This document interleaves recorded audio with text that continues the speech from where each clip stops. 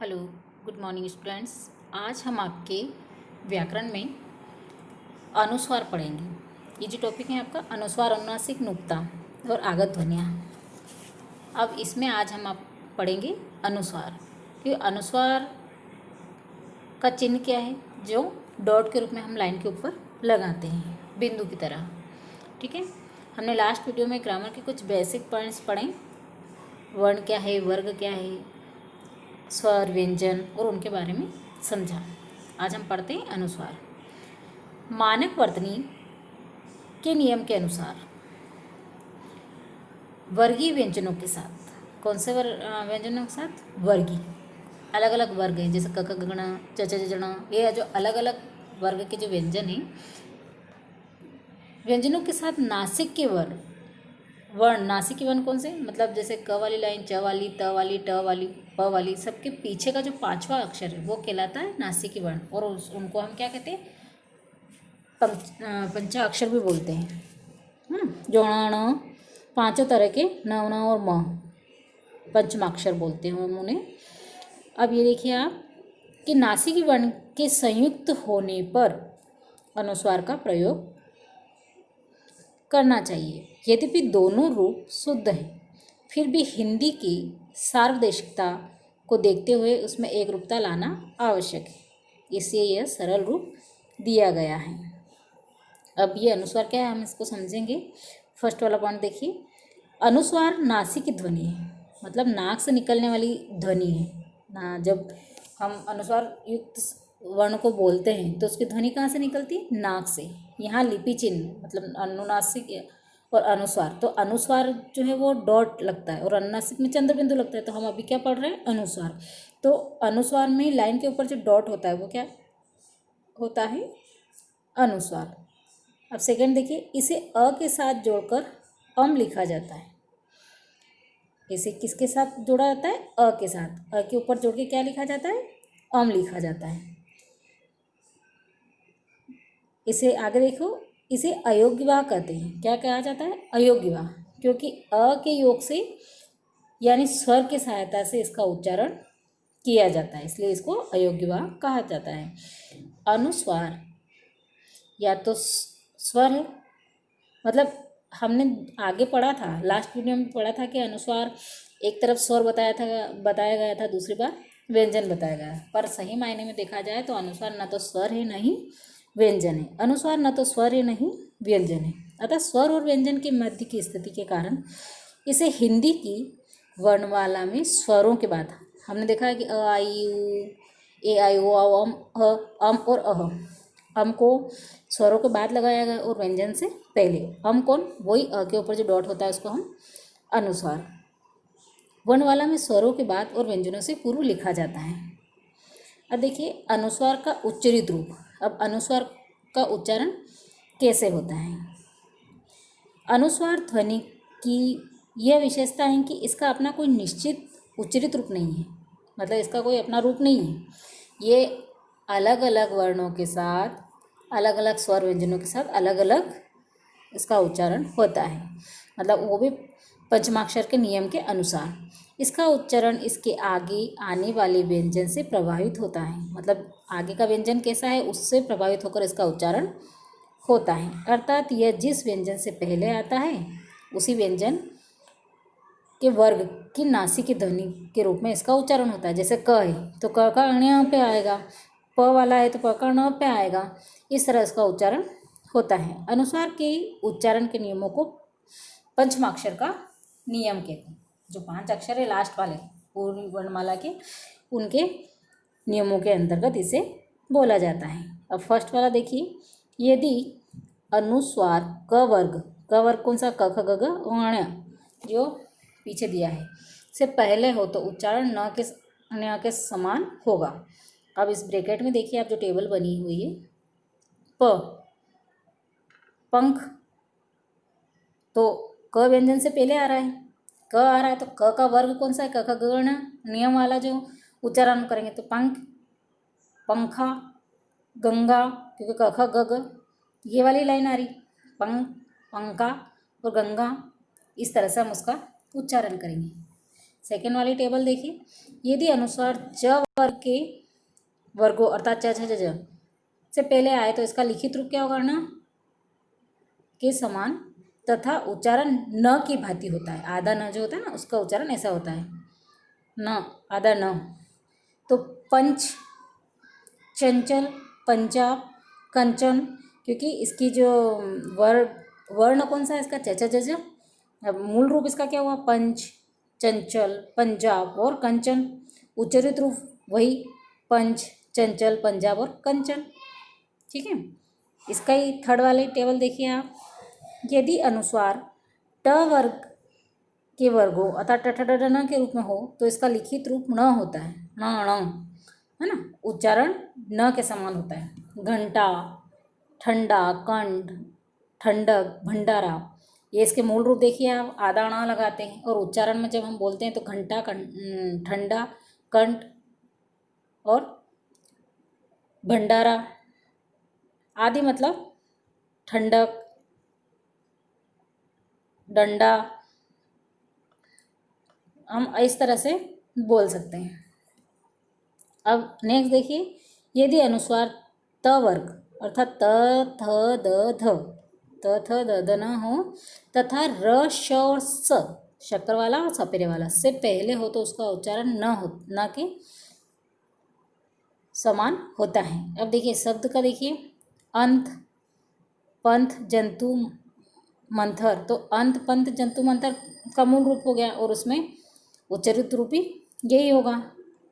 Next देखिए last वाली table, यदि अनुसार प वर्ग के वर्णों पे हो तो प प ब ब और उसका उच्चारण कहाँ होता है, तथा व वर्ग से पूर्ण हो तो उच्चारण म पे होता है। अब हम कई बार कंफ्यूज होते हैं ना कि जब हम डॉट लगाते हैं तो उसका उच्चारण न में भी आता है, उसका उच्चारण म में भी आता है। तो ये चीज़ें आपको यहाँ से क्लियर होगी कि ये चीज़ें कैसे न में आती है और म में आती है। जब कभी भी प फ ब भ और व व्यंजन हो तो उसके आगे जो वो अनुस्वार लगता है वो म का उच्चारण होता है। जैसे इधर देखिए आप, कंपन, तो प व्यंजन से ऊपर है वो अनुस्वार, तो कंपन, म का उच्चारण करेंगे हम, है ना, कंपन, संवत, संवत।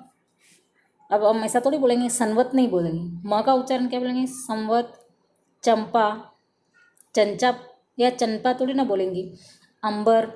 तो हमें ये चीज़ें याद होनी चाहिए कि म का उच्चारण कहाँ होता है, जब प फ ब भ और व व्यंजन से पूर्व क्या लगता है, अनुस्वार लगता है, तो उसका उच्चारण क्या होता है, म में परिवर्तित होता है। ये पंच महाअक्षर के नियम से हमें ज्ञात होता है।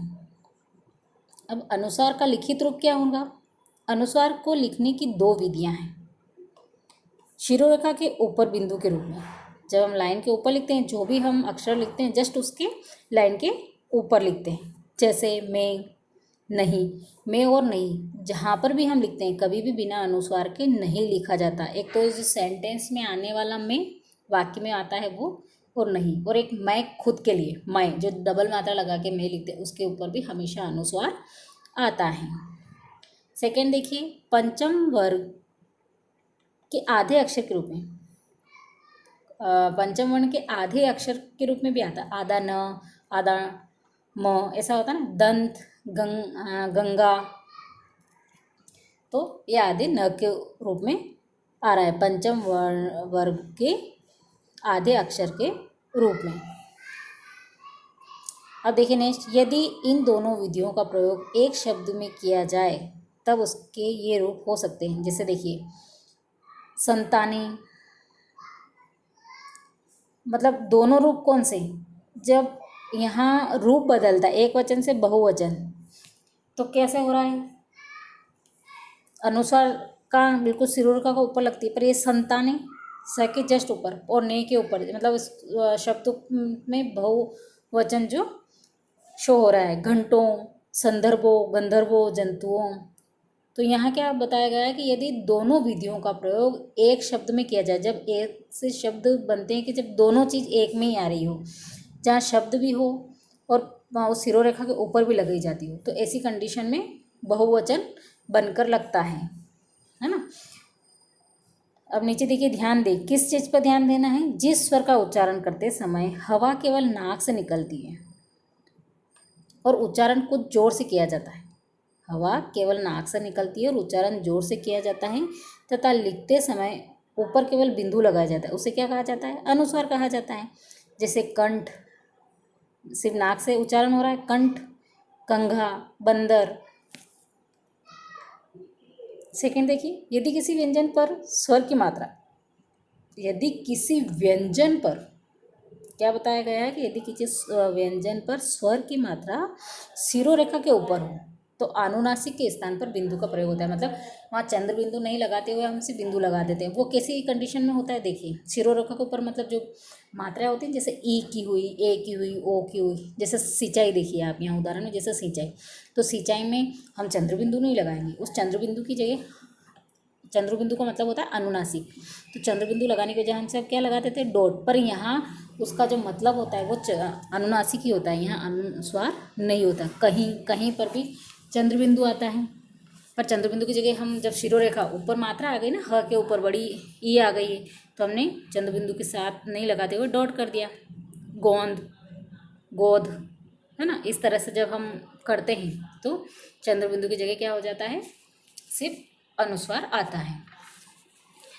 अब नेक्स्ट देखिए, कुछ अवर्गीय व्यंजनों के साथ, अवर्गीय मतलब बिना वर्ग के जो व्यंजन हैं उनके साथ अनुस्वार का ही प्रयोग होता है। जैसे वंश, जैसे श, ह, श, ये ऐसा वर्ग नहीं है इनका। कौन सा वर्ग? क, ख, ग, घ, च, छ, ज, ण, ऐसा वर्ग नहीं है, तो बिना वर्ग का है। ये है तो है वर्णमाला की संख्या, पर ऐसा 5 शब्द में ही वर्ग नहीं जोड़ा हुआ है। कौन से? व और ह और ये वाले वर्ण, तो वहाँ पर अनुनासिक का ही प्रयोग होता है। स्वर सहित पंचमाक्षर, जो स्वरों, स्वर रहित है, सहित नहीं है, स्वर रहित पंचमाक्षर, मतलब जब स्वर रहित कोई सा भी व्यंजन होता है तो आधा होता है। वैसे ही जो पंचमाक्षर है वो भी व्यंजन के ही रूप है, व्यंजन ही है, पर वो किसके रहित है? स्वर से रहित। तो ये दोनों सभी के नीचे हमने हलंत लगाया हुआ है, देख रहे हैं आप लोग कि हलंत है। हलंत है मतलब आधा है, ण, ण्य, ण, न, म। और ये हलंत इसलिए लगाए कि आधे आधे हैं, स्वर रहित बताया गया है। जब अपने वर्ग के व्यंजन से पहले आता है, मतलब ये सब जैसा ण्य है स्टार्टिंग वाला, तो क, ख, ग, घ, ये क्या बताया? जब अपने ही वर्ग के व्यंजन के साथ आता है। ये स्टार्टिंग वाला ण्य देखो आप, ये अगर क के साथ, ख के साथ, ग के साथ या घ के साथ आता है तो क्या कह रहा है कि जब अपने ही वर्ग के व्यंजन से पहले आता है तब उसे अनुस्वार के रूप में लिखा जाता है। जैसे वही अपने आगे टेबल में पड़ी वही चीज़ रिपीट कर दी है। क वर्ग मतलब पंकज, गंगा, कंगा, तो उसका उच्चारण ण में होगा। ऐसे च में ण में होगा। चंचल, मंजन, पंजाब। ट का ण, तो घंटी, पंडित, दंड। प वर्ग का चंपक, प प प म वाला होता है ना, तो अब ये चंपक, चंपक थोड़ी बोलेंगे हम, म का उच्चारण करेंगे ना, इसका अनुसार है तो चंपक, गुंबद, दंभ। इधर त वर्ग देखो, तथा ददन ण आता है, तो पंथ, बंद, अंदर। तो इस तरह से हमें ये पता होना चाहिए कि पंचमाक्षर जो है वो किस तरह से उसका उच्चारण होता है, और ये अनुस्वार में आप लोगों ने समझा है। अब देखिए, मानक वर्तनी के नियमानुसार वर्णीय के साथ नासिक वर्ण के संयुक्त होने पर अनुस्वार का प्रयोग करना चाहिए। यदि भी दोनों रूप शुद्ध हैं, एक रूपता लाने के लिए ऐसा किया जाता है। देखिए कैसे, दंड का दंड बन जाता है, झंडा का झंडा, और कंपन का कंपन, मतलब आधे अक्षर की जगह हमने क्या कर दिया? अनुस्वार में प्रयुक्त कर दिया। नेक्स्ट देखिए, अनुस्वार जिस स्पर्श व्यंजन से पहले आता है, स्पर्श व्यंजन मतलब जो मुंह की रगड़ से निकलता है। क्या कह रहा है कि अनुसार जिस स्पर्श व्यंजन से पहले आता है उसी वर्ग के व्यंजन नासिक वर्ण के रूप में उच्चारित होता है। उच्चारण मतलब उसी वर्ग के, वही चीज़ है। क ख ग घ ण आएगा, गंगा है वो तो गंगा, पंकज, मंच, घंटा, अण आएगा, फिर द, त थ द न, तो वो वाला न, दंत, चंपक, है ना, उसका जो नासिक है, जिस वर्ग का जो नासिक है वही उच्चारण में आएगा। अब अंतस्थ व्यंजन मतलब अंदर, अंतस्थ व्यंजन, ये अंतस्थ व्यंजन में कौन सा? य, र, ल, व, मुंह की उसमें अंदर रहती, और उष्म मतलब हवा के साथ निकलती बाहर, श, श, स, ह, व्यंजनों से पहले आने पर अनुस्वार का उच्चारण पंचम वर्ण में से किसी एक वर्ग की भांति हो सकता है, किंतु कोई निश्चित नियम लागू नहीं है इसके लिए। जैसे संशय, क्योंकि श और श ये पंचमाक्षर के नियम में नहीं आ रहा। संरचना, संलाप, है ना, तो ये इसका कोई निश्चित नियम लागू नहीं होता है, सब में अलग अलग आ रहा है। संशय इसमें न आ रहा है, संरचना न आ रहा है, और संलाप तो ये ऐसा हम नहीं बता पाएंगे इसमें कि ल। हमने बताया कि जैसे चचा चजणा ककगण ये जो वर्ग है पांच लाइनों के उसमें नियम लगता है, पर ये जो बाद में यर अल श इसमें ऐसा कोई निश्चित नियम नहीं लगता है। अब देखिए बिंदु और चंद्र बिंदु के अंतर को समझना आवश्यक है। चंद्र बिंदु और बिंदु पता है अपनों को, जो बिंदु लगाते हैं हम इसको अनुस्वार कहते हैं, और जो चंद्र बिंदु लगाते हैं तो उसको हम अनुनासिक कहते हैं। अन्यथा भ्रम की स्थिति उत्पन्न हो जाती है। जैसे हंस और हंस, है ना, यह हंस और हंस, इसमें अनुनासिक में थोड़ा सा ज़्यादा समय लगता है। बिंदु के प्रयोग से टंकण मुद्रण में सुविधा होती, मतलब कहाँ जो हमारी जुबान है, दांत है, तालु है, कंठ है, कहाँ कैसे स्पर्श हो रहा है, कैसे टंकन हो रहा है, मुद्रण हो रहा है, वो चीज़ें इसमें बताइए। अतः केंद्रीय हिंदी निदेशालय द्वारा अनुस्वार का क्या बताया गया, मानकीकरण किया गया है। मतलब मानक रूप से, मतलब उसको पूरा बताया गया है, उसकी पूरी विवेचना की गई है। जैसे अंक, गंगा, कंठ, चंपा, गुम्फन, मतलब यहाँ पर मानकीकरण करना मतलब क्या सही है और क्या गलत है, इसको स्पष्ट रूप से बताया गया है। अभी थोड़ा सा हम उदाहरण के रूप में देख लेते हैं। ऑब्जेक्टिव टाइप दिया है, य व ह से पहले पंचम वर्ण ही लिखना चाहिए। किसके पहले, य व ह से पहले पंचम वर्ण ही लिखना चाहिए। जैसे रम्य, तो ये रम आधा म है, मतलब अनुस्वार नहीं लगाना चाहिए और पंचम वर्ण लिखना चाहिए। ये बता रहा है कि जहाँ भी य आ जाए, व आ जाए, ह आ जाए, उससे पहले हमें जो पंचम वर्ण होता है वो पंचम वर्ण ही लिखना चाहिए, उसकी जगह हमें अनुस्वार का प्रयोग नहीं करना चाहिए। जैसे रम्य है तो रम्य, उसको रय करेंगे तो गलत हो जाएगा। जैसे वन्य सही है, वहीं करेंगे तो गलत हो जाएगा। वैसे दूसरा नियम क्या बता रहा है, जब दो पंचम वर्ण एक साथ आए तो अनुस्वार का प्रयोग नहीं होता है। जब दो पंचम वर्ण एक साथ आ जाते हैं, जैसे फर्स्ट वाला में देखिए चिन्मय, तो न भी पंचम वर्ण है और म भी पंचम वर्ण है, दोनों एक साथ आ गए तो हम अनुस्वार नहीं लिखते हैं, आधा लिखते हैं। चिन्मय एक पंचम वर्ण आधा लिख दिया, एक पूरा लिख दिया। इधर देखो पन्ना, ऐसे दोनों न आए हैं, दोनों पंचम वर्ण है, तो पन्ना फर्स्ट वाला सही है, अनुस्वार वाला गलत है। ऐसे ही अन में भी आधा न लिखा जाता है, पूरा न लिखा जाता है, मतलब इसको, इन चीज़ों को कभी भी अनुस्वार में नहीं लिखते। अब देखिए श वाला नियम क्या कह रहा है, श स से पूर्व अनुस्वार का ही प्रयोग होता है। अंश, जहाँ पे भी स शक्कर का आ जाए और जहाँ सपेरे का आता है तो उससे पहले अनुस्वार का प्रयोग होता है, उससे पहले आधा पंचमाक्षर नहीं लिखा जाता। अंश फर्स्ट वाला सही, ये लास्ट वाला अंश गलत है। हंस, ध्वंस फर्स्ट सही और लास्ट वाला ध्वंस गलत है। तो ये ध्यान रखने वाली बातें हैं कि श और स से पहले अगर पंचमाक्षर आता है तो वो अनुस्वार में लिखा जाता है, जबकि उसको आधा नहीं लिखना चाहिए, ये चीज़ें गलत हो जाती है। सम उपसर्ग से बने शब्दों में म के स्थान पर अनुस्वार का प्रयोग होगा। सम उपसर्ग से, जैसे सम प्लस योग, तो आधा म जहाँ है तो उसका अनुस्वार में प्रयोग होता, मतलब न बोला जाता, संयोग नहीं बोला जाता है। सम प्लस योग बराबर संयोग, ठीक है। हम कई बार ऐसा जब वर्ण विच्छेद करते हैं तो ये क्वेश्चन सामने आता है कि ये सम प्लस योग है तो संयोग क्यों नहीं बन रहा है, क्योंकि हम वहाँ तो म लिख रहे हैं, पर इसका उच्चारण अनुस्वार में क्यों कर रहे हैं, न में क्यों कर रहे हैं। पर ऐसा नहीं, ये नियम है कि सम उपसर्ग से बने शब्दों में म के स्थान पर अनुस्वार का ही प्रयोग होता है। अनुस्वार मतलब ऊपर डॉट आता है। जब हम विच्छेद करते हैं तो सम अलग जाता है, कि संयोग का विच्छेद करेंगे तो समयोग, संहार, क्योंकि सम शब्द जहाँ आ जाता है वहाँ हमें याद रखना है कि जब भी हम सम शब्द जहाँ आ जाता है, जब हम उसका विच्छेद करेंगे तो वो सम होता है, ना कि सन होता है। जैसे माना कि हमने संयोग लिखा और हमने इसका विच्छेद कर दिया तो संयोग नहीं लिखेंगे, क्या लिखेंगे हम? समयोग, क्योंकि ये सम उपसर्ग से बने शब्दों में म के स्थान पर अनुस्वर का प्रयोग होता है। ठीक है, तो सम प्लस योग संयोग, सम प्लस हार संहार, तो ये संयोग और संहार दूसरा वाला गलत है। तो स्टूडेंट्स ये चीज़ें पढ़ने में सुनने में आपको थोड़ी सी ओट लग रही होगी, पर ये एक बेसिक नॉलेज है, और इनको जब आप बहुत अच्छे से बेसिकली समझ पाएंगे तो आप कभी भी छोटी छोटी व्याकरणिक मिस्टेक नहीं करेंगे। क्योंकि पता है हम कहीं भी अनुस्वार लगा देते हैं, कहीं भी आधा शब्द लिख देते हैं, आधा न आधा म, तो ये जब तक छोटी छोटी बातें हमें नहीं पता होगी हम नहीं लिख पाएंगे। आई होप आप लोगों को समझ में आ गया होगा। आप इसकी रीडिंग लगा लें अच्छे से, इसको बहुत अच्छे से समझ लें। Okay, have a nice day.